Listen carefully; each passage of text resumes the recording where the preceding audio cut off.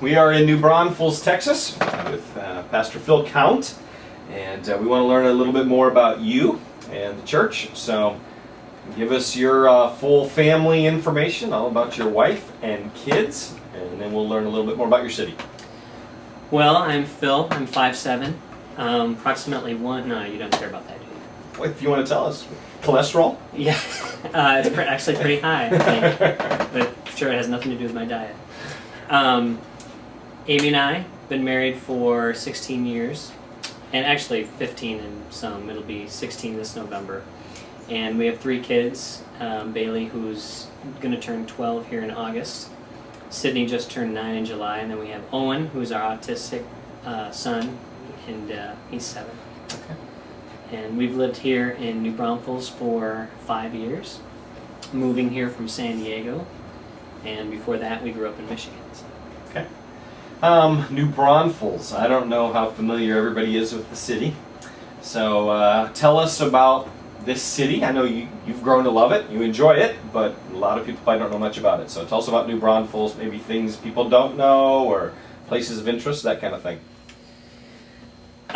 Well, of course, Schlitterbahn is world famous, Travel Channel, #1 water park. Everybody else can just step aside because Schlitterbahn is the thing. Of course, I've never been there, but I guess I should go there before I call it. So I've heard.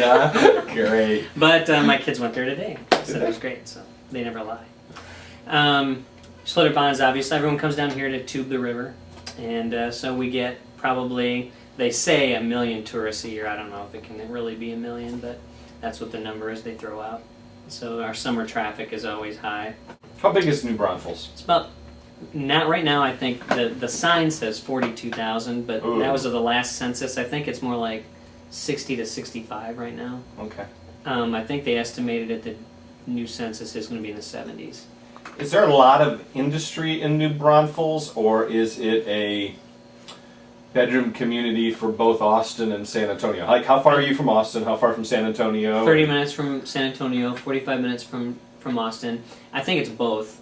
A lot of people, I had new neighbors that just moved in, and he worked in Austin, now he's transferring to San Antonio, so they move halfway in between. Town, it seems to be a pretty old downtown. Yeah. So New Braunfels is not just this new startup bedroom community that people suddenly move to. It's been around.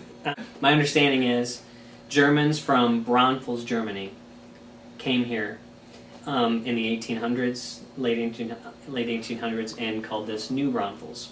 And if you go downtown to the little circle, there's at the Protestant church, supposedly that first Protestant church was the first church in New Braunfels, and there's a little bell there that was, I believe, from either the first schoolhouse or maybe it was in that first church. But anyway, it's the original bell from way back then. Talk a little bit about this church. How did it come to be?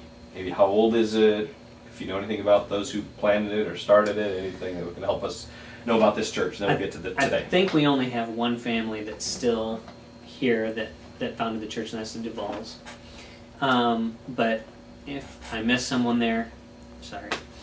But it was, a handful of people planted the church, and they met in 1991, I think, is when they planted, and then they met over on Business 35 in a little blue building that I keep hearing, The little blue building. Everyone still talks about the little blue building, which I've never seen.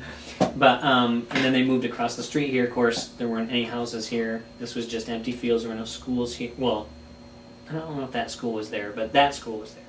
And they met there, acquired the property, which they got for a song, which was God's favor on that whole thing. And I think they built the building in I think the building's been here 15 years, so what's that, 94, 95, something like that, is when they built the building. So we have 7.5 acres. We have all ages, although we do try to target young families because we have all these schools here. We have a good children's program, and the youth is back up to doing really well again. So, we do have a good program for younger people.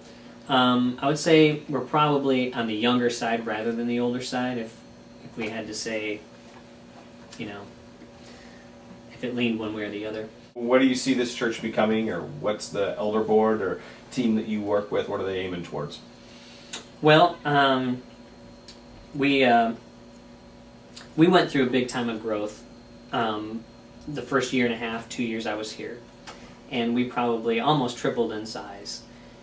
And we ended up losing a lot of those people. And through that whole process, I learned that I was relying a lot on methods and not really on God so much. Mm-hmm.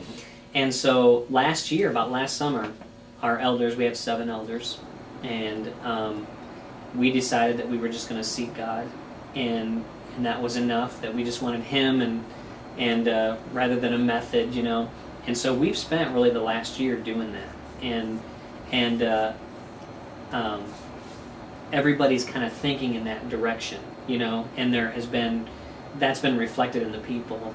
They're growing, you know. We're all reading the Bible through in a year together, and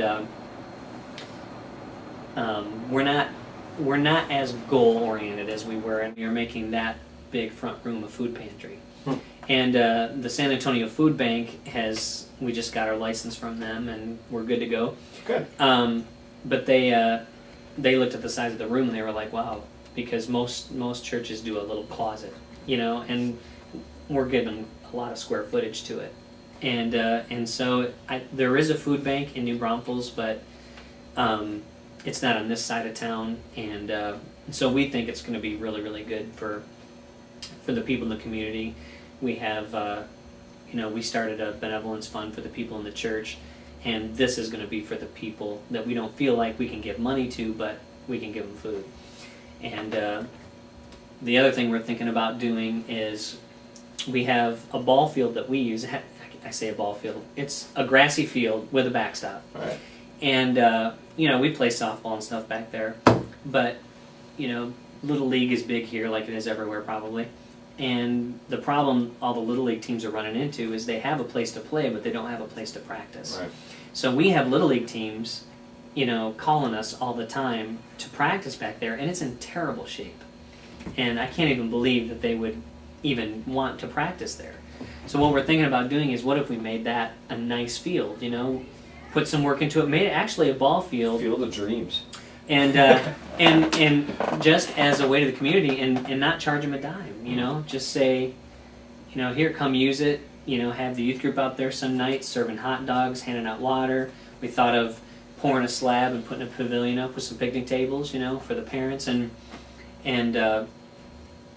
for a way that the community knows we're not just saying, hey, come to our church Right. is the best, because everyone has good services, they're all spending money on equipment, and they're hiring the people that they think are doing the best, but ultimately, people, it's got to be more than that. We keep on talking about church planning, and not necessarily in the congregational setting, although I do mention it from time to time, but in our connection lunches where we connect people. Mm-hmm. That's one of our evangelism strategies that we talk about, even though we've never done it. We're saying we're going to do it, and we keep bringing it up in our leadership meetings. And so, Would that be one of your main prayer requests then, for people to be praying for you about for the fall, or Yeah. anything else you'd add? and to not that? just not praying just for the food pantry, but that God would help us move into this mindset of, Yeah.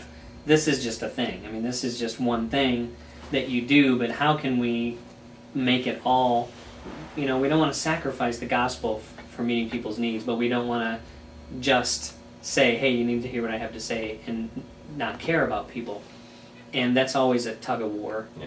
And so just that God would be revealing this to us, that we would be always growing in this, and so that it's not just, hey, this token, hey, we care, we like you, but we really want it to be one thing and a step of things where, even though we're not the biggest church in New Braunfels, that people will know us.